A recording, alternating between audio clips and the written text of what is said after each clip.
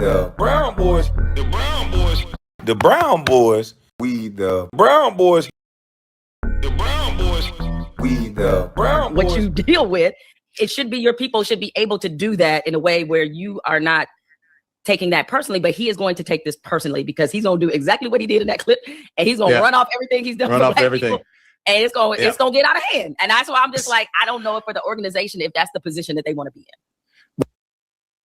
So now they're afraid of Stephen A. defending themselves. Now they're worried about his big platform and what he's going to say. Well, you know he got something to say, and boy, did he say it. So let's go over to Stephen A. Let's see what Stephen A. had to bloviate. You know he's turned down and sad.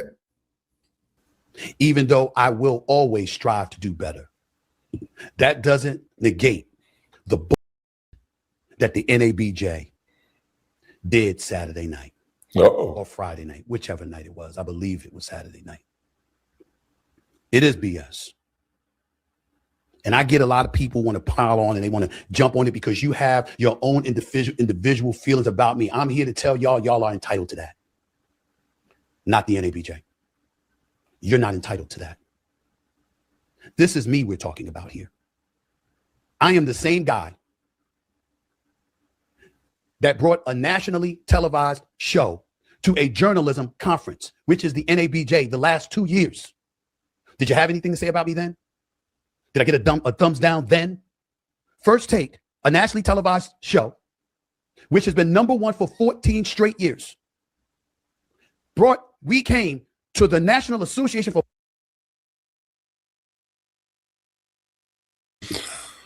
Oh man, Stephen A. Damn, Stephen A. This ain't a good look. This is not a good look. You like flex it on them. You ain't have to say that. All you have to do is say, let's address the talking points and come out with the talking point. Like, come on, Stephen A. Every time somebody question you, you can't take the approach of talking about how much you get. You sound like a husband to a wife that only gave her money, and you think that's the A all B all, like LeBron said. If you ask me. Black journalists in Chicago and Cleveland, back-to-back years. Of course, I got to thank ESPN for that. They're the ones that signed off on that, specifically. Now, former executive Dave Roberts. It doesn't happen without him. It doesn't happen without ESPN. But you know who else it doesn't happen without? Me. Because if I'm not willing to show up, we ain't coming. But I was there. I was there, not just to do the show. I also stood in the booth for over an hour doing the jobs fair. I also gave a speech. I also mentored and talked to, as I continue to do, young, aspiring Black journalists, and I have done that religiously for decades.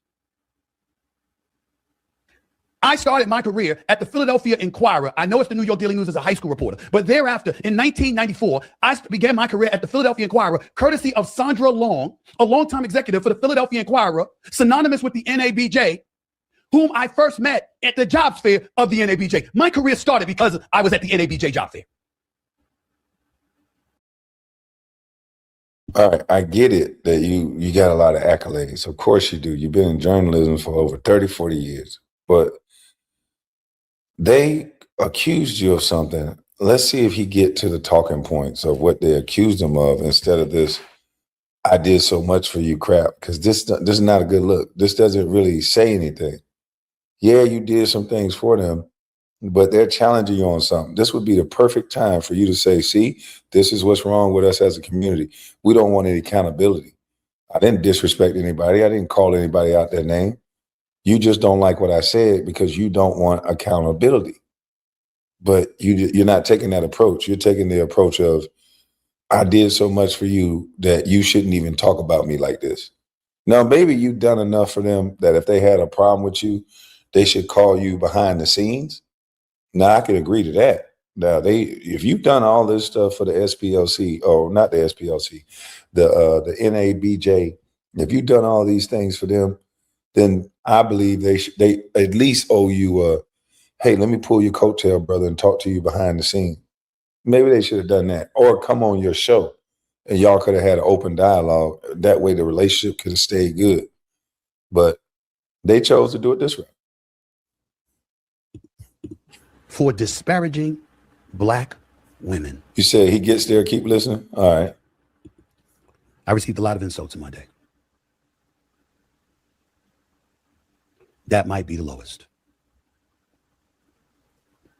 I'll address that in a second, but I want you all to understand the magnitude of what a few board members for the NABJ elected to try and do to me. Ladies and gentlemen, did you know that in the history of the NABJ, according to my research, only 4 individuals have ever received the Thumbs Down Award? Usually, it's reserved for organizations. But myself, along with founder, owner, and president and CEO of Circle City Broadcasting, Mr. DeJuan McCoy, received it this past weekend, but also Jason Blair, the former the disgraced New York Times reporter. That is the category that I have now been lumped into. I've been in this business for 33 years. I'm one of 21 African Americans in this country's history to have ever been named a general sports columnist. I have climbed the charts from an intern to a high school reporter, all the way to a columnist. I've hosted national radio shows, as I do right now on Sirius XM. I'm the executive producer and the star of the #1 sports morning show for the last 14 years.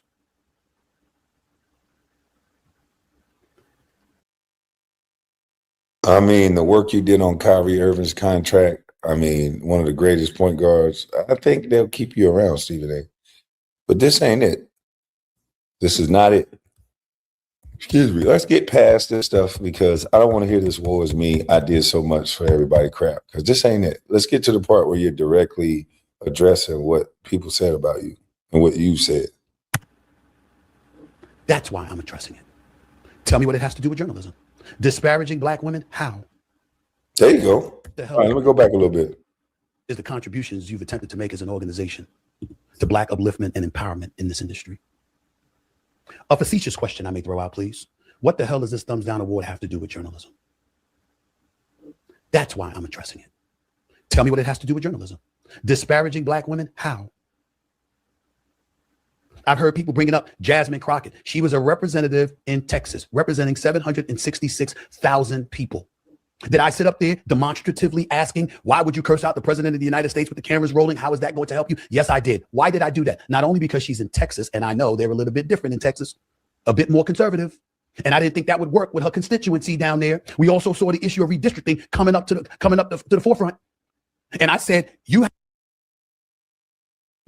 Now, now I like it, Stephen A. Smith. You could have cut that first part out. Now, what he said about Jasmine Crockett, what did he say wrong? Do you think those white males down there in Texas going to want to see a black woman just yelling and cursing at a white male president? Do you think that's what they wanted to see? So that's why I said I agree with Stephen A. on that. They used Jasmine Crockett, and she even came out and said they used him. So I don't think he's wrong on that one. So if he's going to hit these points, I think he's going to do a great job on this one. But that first part, nah, that was cringe. have an opportunity to be the Democratic nominee for the United States Senate, representing 31 million folks. And you getting that seat. Why? Because your education. Because of the fact that you're licensed to practice law in Texas, in Arkansas, and federally. It would have been a great, great thing. I'm like, yo, weave your way through it. Don't let this guy Tellerico win. Was I wrong? But here's the bigger question. Forget that. I apologize for even asking that question. Here's the bigger question. How is that disparaging? How? Oh, Steve. Here's how, Stephen A. You're a black male. You came from a black woman, and you praise being raised by 5 black women. So when you pander and praise by being raised by black women and all these things, they expect you not to say anything. You already know in our community, you can't talk about pastor, you can't talk about black women, and you can't talk about nothing, really, because it's the devil. Anything that will make us look bad and all this other stuff, you can't talk about it, even if it's true. So I don't know why you are acting like this. I don't know why you acting like this. You know better. So that's why I'm an independent. I don't give a Jiminy Crick what you think. I think Jasmine Crockett was too talented, too fine to be sitting up there only using her talent to dance around and jump around and dumb herself down and cursing out the president. You can get anybody off the street corner to do that. You literally can just go pick a random woman to do what Jasmine Crockett did. But you can't pick a random woman to get a law degree. You can't just pick a random woman to be in the rooms that she's been in. So I know she know how to conduct herself, but she chose this ghetto route and it didn't work out. So I agree with Stephen A. on that. It's funny to see the media member being a victim of being vilified by the media priceless. Yeah, he's being vilified by his own people for the same thing that he got praised for doing it to men. He gets praised for talking about men, but he say anything, and even he didn't even disrespect this woman. He say anything against black women. This is the second time Stephen A. has been called. He got fired the last time he talked about black women. Now this time he gets smacked with an award that hurt his feelings. Stephen A., stick to talking about black men like White Zaddy taught you, boy. Stephen A. goes after Michelle Obama. She's the one that compared First Take to a reality show. And I use that as an opportunity to say that this marvelous, wonderful woman, who's the greatest first lady in American history, who I have raised and praised and praised and praised time and time and time again, to the point where I said she should run for the presidency because there's no way. What? How is she the greatest first lady in history? Because she black? She's disrespected Obama on several levels. And the more she talked, I'm going to tell you something, Stephen A., the more I don't like her. The more she talked, she shows contention for her husband. She shows that she undermined her husband. There's no way in the hell I would want a wife like this. And you sitting up here talking about she was the greatest first lady? We all can tell she don't listen to Obama. We all can tell she wear the pants in that household. And we all can tell Obama is miserable. Based on the more her and her brother get up there and talk, the more insight we get on why Obama moved like a weenie dog the way he did. He had to go home and deal with her. He had to go home and deal with her. First black president, did all kind of things for the LGBT and every other community except black community. He has a black wife, ain't do nothing for the black community specifically, and said that he couldn't, which we all know is a lie. So I don't know how you qualify her. And this is why you get yourself in trouble, Stephen A. You say these blanket statements, you get all these people on your side, and then when you question them, now they're upset with you. But you shouldn't have never made these statements in the first place, because you don't even tell us why you think she's the best first president, the first lady. You haven't told us why. So it's kind of ironic that this is happening to you, because you do a lot of pandering. She'd lose. All I did was say, I don't like the fact that you said a vote for him, as in Donald Trump, would be a vote against us as women. All I said was there's a whole bunch of pro-lifers out there. There's a whole bunch of people that care about the economy or immigration or safety in the streets. They might not even be thinking about this issue. And I also reminded folks, black men revere black women. Which one is it? We're going to sit up there and talk about how we've got women raising us and how much we deify and love and adore these black women. But then all of a sudden we're going to sit up there and act like we're disparaging them? How? How? Kamala Harris. Once again, Stephen A., you can only say good things. Maybe you should stop kissing so much, you know what, and groveling so much and be somewhere in the middle. This is crazy to me. Stephen A. Smith is wondering why. They have made the world so sensitive. And here's the optics of it, Stephen A. You're only wrong because you're a man. And you're only wrong because you're a black man. If you were a white man, they would be objective. If you got too egregious, they would call you racist. But if you didn't get egregious and you just said the things you said, they would have a conversation with a white male. You're black, you should know better, your mama black.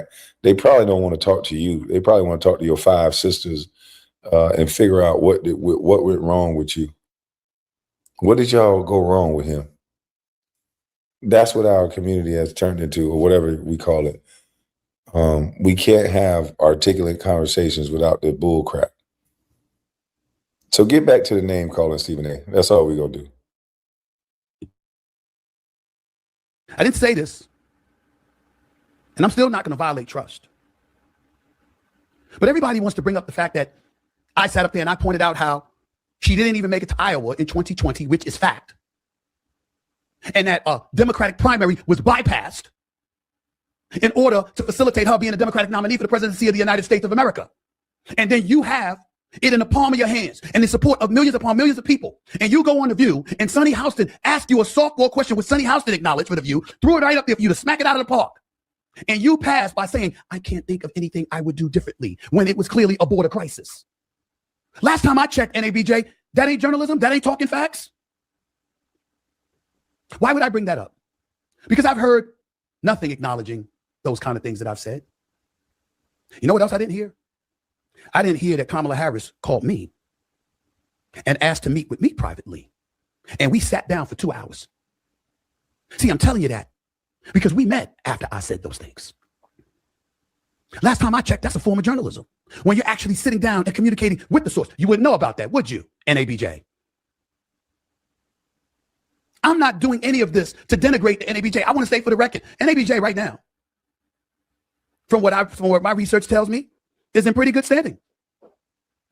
Things have been going very well for them. When you look at it, I'm looking at revenue. I'm looking at that compared to expenses, net income, total assets, total liabilities. I have all the numbers here. NABJ is not doing bad. Let's take a moment to give Representative Haynes props. You see, I did my research. All your controversies, all your troubles, I have right in front of me. But those were years ago, past. That's not now. And the NABJ deserves credit for that. The board, however, clearly engaging in personal attacks, does not deserve such credit. What you did to me is beneath the organization. Where are your facts? You want to bring up Serena Williams? I apologize for that. I'm on national television. I'm flipping. Where are your facts?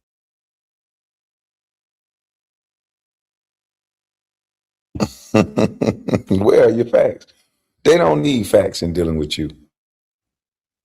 And that's the problem, Stephen A. You keep apologizing too much. You apologize after everything you say.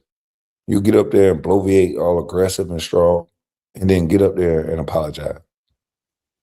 Like, you're apologizing to, you're worried about a group that Roland Martin is a vice president of? Two-finger Rolly? Hey, you upset about something that Two-finger Rolly has something to do with? Man, come on, dog. One of the fakest dudes in the world that's married to a pastor and out here letting hood chicks stick fingers where the sun don't shine. Come on, man. I wouldn't give a Jiminy Crick what Rolly had to say. Put some music on and watch him start dropping low like a stripper. Like, come on, man. You shouldn't even be offended. Check the source. You want to bring up Serena Williams? I apologize for that. I'm on national television. I'm flipping with it, joking around with the other fellas. And I basically was saying it really wasn't about her. It really was about her husband. No disrespect, because I was simply pointing. Oh, yeah, my bad. It's three-finger rolling. Shit. They went up a finger. Pointing out, no man wants to see his woman exerting that kind of energy, meaning being on center stage on Super Bowl Sunday for an ex. That's all I was trying to say. But I realized my presentation could have been better. I apologize for that before. What the hell are you apologizing for? I said the same thing. What the hell is she doing out there crip walking? I said the same exact thing. I'd have been like, if I was her husband, I'd have been like, why are you a part of this? I understand you from Compton, but we got babies and shit for you to raise. What the hell is you doing crip walking across the stage? You're not doing it. Do you want me to go dance and crip walk in front of my ex? No, we're not doing this. So, yeah, I don't know. Stephen A., you can't say nothing. You're black with $100 million. Shut up. That's what they're going to want you to do. I'll apologize for that now. What else you got? Me pushing back at Terry Champion, former host of First Take? Or Jamel Hill, former colleague at ESPN? Yeah, I don't think you was right for pushing back at Terry Champion the way you did. I don't understand it. You always go to what you did for them first. Now, again, if you built a rapport with them where you feel like they should talk to you behind the scenes, I can understand that. If that's what you're talking about, I can understand that. I do think you could do things for people that they should be able to get a better understanding before they go out on TV and make it a thing. Because when it becomes a thing, then it's a thing. So I can kind of agree.